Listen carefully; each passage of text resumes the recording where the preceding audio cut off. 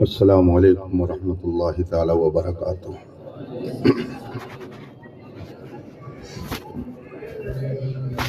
نحمدہ ونصلی ونسلم علی حبیبہ الکریم، اما بعد،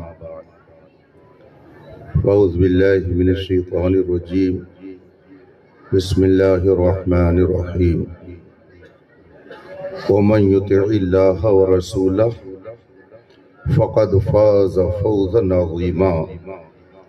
صدق اللہ العظیم وصدق رسولہ النبی الامین الکریم، ونحن علی ذلک لمن الشاہدین والشاکرین، الحمد للہ رب العالمین۔ حاضرین محترم، آئیے ہم اور آپ مصطفیٰ جان رحمت سرور کائنات نبی مکرم شفیع معظم صلی اللہ علیہ وآلہ وصحبہ وسلم کی بارگاہ ناز میں درود و سلام کا نذرانہ عقیدت پیش کریں اور پڑھیں۔ اللہم صلی علی سیدنا و مولانا محمد معد الجود والکرم و آلہ الکرام اجمعین۔ حضرات،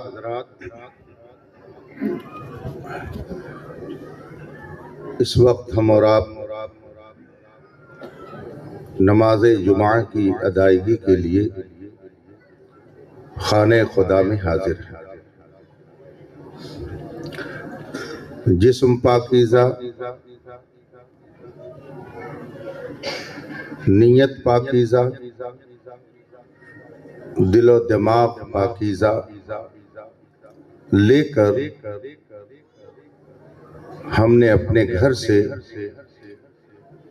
عبادت کا قصد کیا اور مسجد میں حاضر ہو گئے، اور اب تعالی ہماری اور آپ کی اس حاضری کو قبول فرمائے۔ آپ کی خواہش پر تھوڑی دیر میں آپ کے درمیان ہوں۔ جمعہ مبارکہ کے قیام میں بہت ساری حکمتیں تھیں، اس میں سے ایک حکمت یہ بھی ہے کہ قوم کے درمیان ان کے حالات کو رکھ کر مستقبل کے لیے ان کی ہدایت کی جائے، اور جو ان کے سامنے مسائل آئے ہوئے ہیں ان کو حل کرنے کا طریقہ بتایا جائے۔ اس جمعہ مبارکہ کی اہمیت عید اضحیٰ اور عید فطر سے زیادہ ہے۔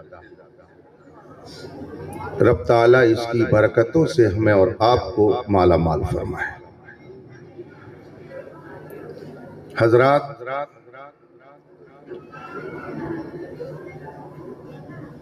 اسلامی عقیدے کے مطابق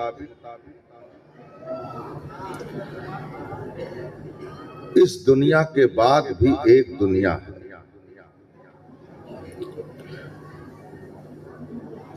جس کو عالم آخرت کہا جاتا ہے۔ عالم آخرت کو ماننا یہ اسلام کے بنیادی عقائد میں شامل ہے۔ جو اہل کفر ہیں ان کے نزدیک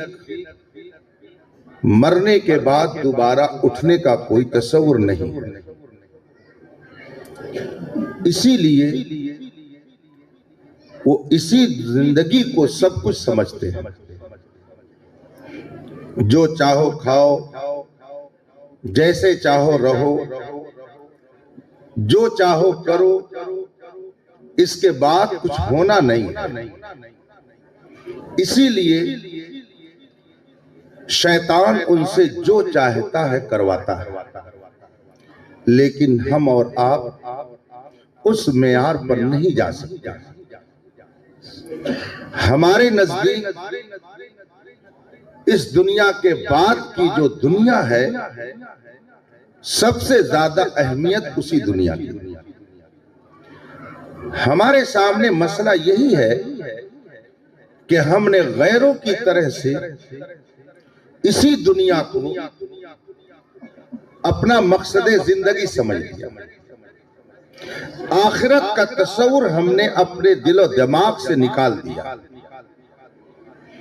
جس کی بنا پر ہم بھی وہ سب کرنا چاہتے ہیں جو اہل کفر کرتے ہیں. مذہب سے آزاد، اللہ کی اطاعت و فرما برداری کا کوئی جذبہ نہیں، آخرت میں مواخذے کا کوئی ڈر نہیں. اسی لیے میں اپنے بچپن سے خطیبوں کے ذریعہ ایک شعر سنتا آ رہا ہوں اور خود بھی پڑھتا ہوں، لیکن نتیجہ اس کا کچھ نہیں دکھتا.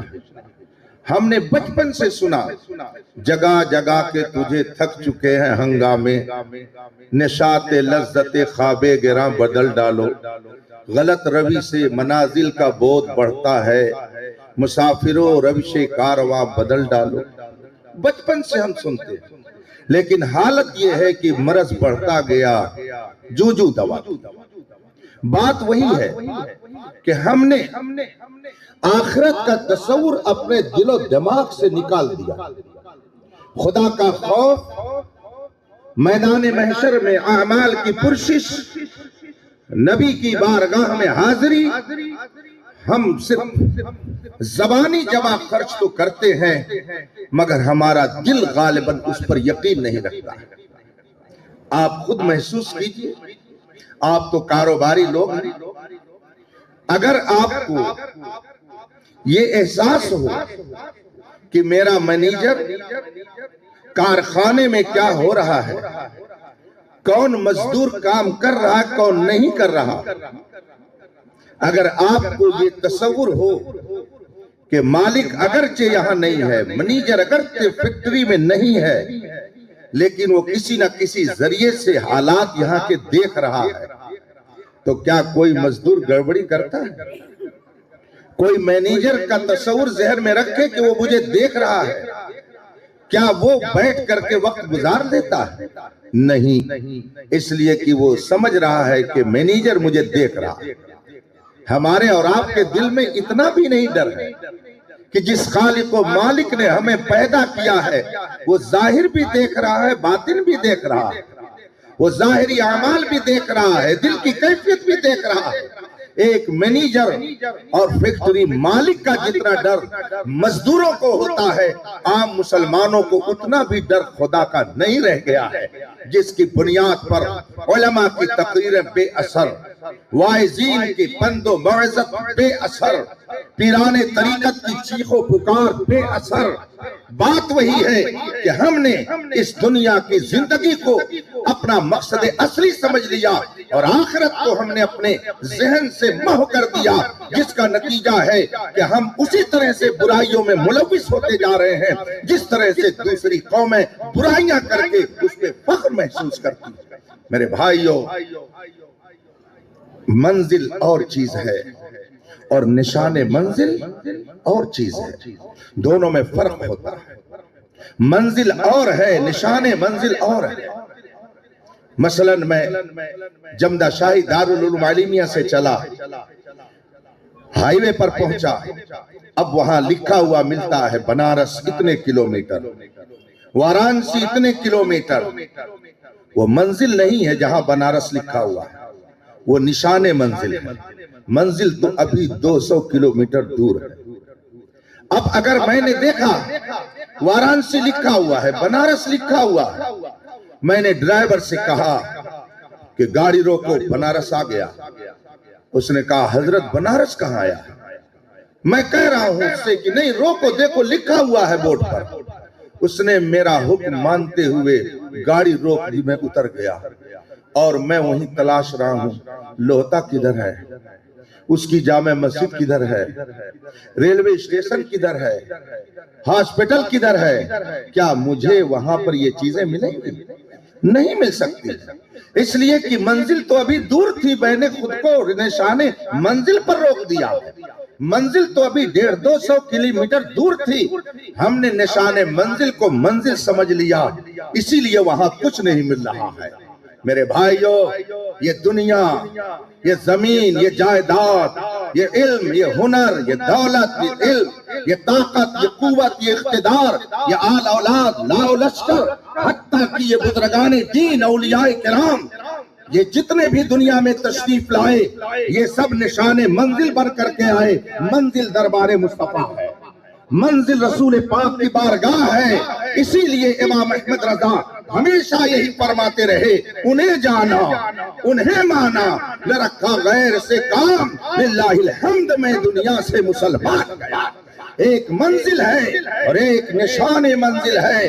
ہم نے اگر نشان منزل کو منزل سمجھ لیا، وہاں کوئی نہیں مل سکتا ہے، اور اگر منزل تک پہنچا دیا تو وہاں صدیق اکبر بھی ملیں گے، عمر فاروق بھی ملیں گے، عثمان غنی بھی ملیں گے، مولا کائنات بھی ملیں گے، وہاں پر حسن مجتبیٰ، امام حسین بھی ملیں گے، غوث اعظم بھی ملیں گے، خواجہ غریب نواز بھی ملیں گے، امام احمد رضا بھی ملیں گے، تاج الشریعہ بھی ملیں گے۔ منزل یہ نہیں ہے جو ہم نے سمجھ لیا ہے۔ اعلیٰ حضرت نے اسی لیے تو کہا ہے، تیرے غلاموں کا نقش قدم ہے راہ خدا، وہ کیا بہک سکے جو یہ سراغ لے کے چلے۔ یہ سب نشان منزل ہیں، منزل دربار مصطفیٰ ہے۔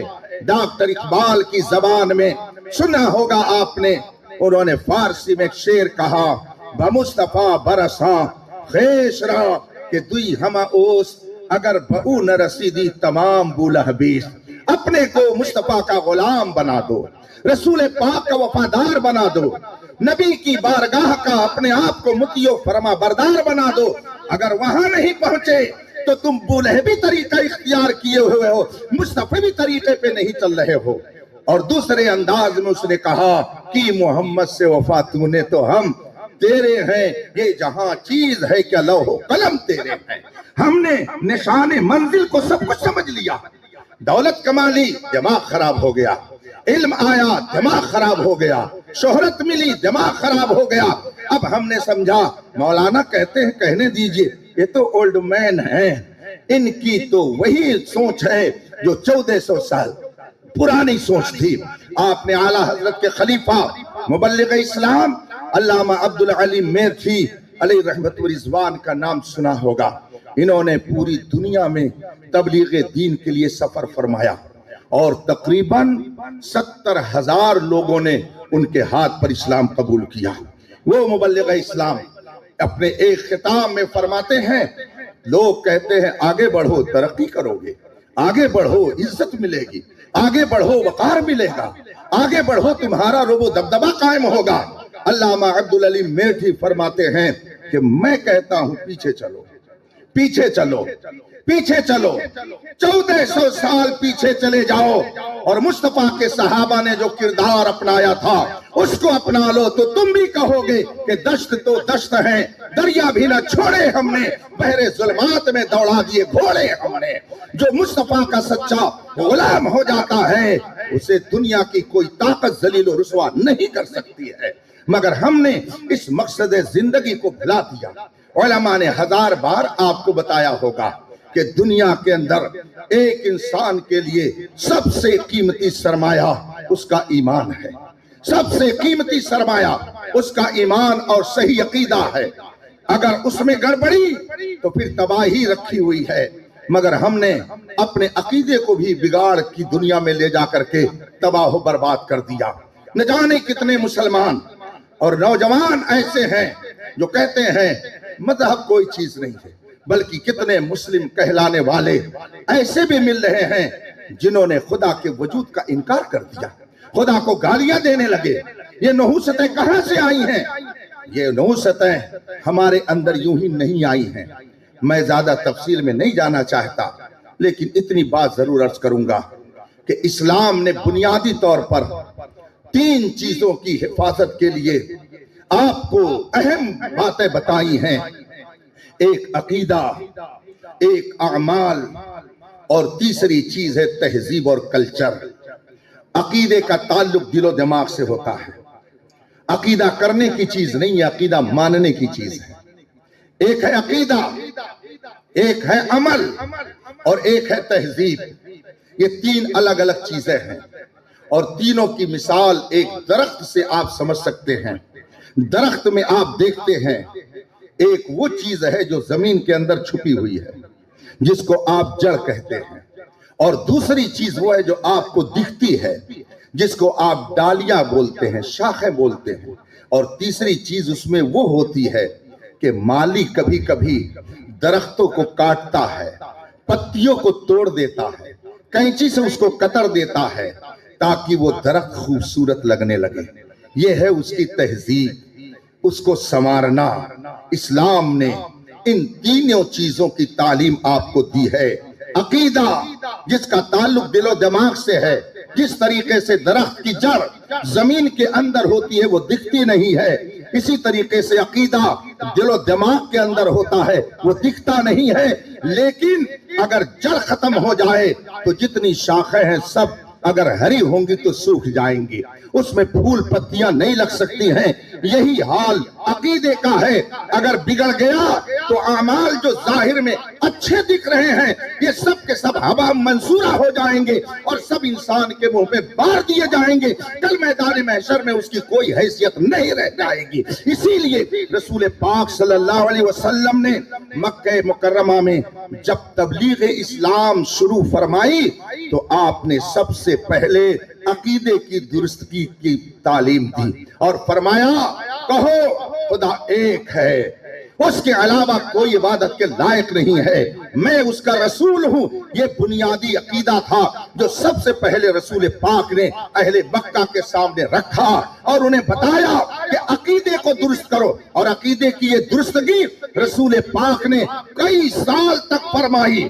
ابھی تو نماز کا بھی حکم نہیں آیا تھا، ابھی تو روزے کا بھی حکم نہیں آیا تھا، ابھی تو حج کا بھی حکم نہیں تھا، ابھی تو اور بھی دیگر احکام نہیں نازل ہوئے تھے. سب سے پہلے خدا کی طرف سے قوم کے سامنے رسول پاک نے جو پیغام رکھا وہ عقیدے کی درستگی کا رکھا.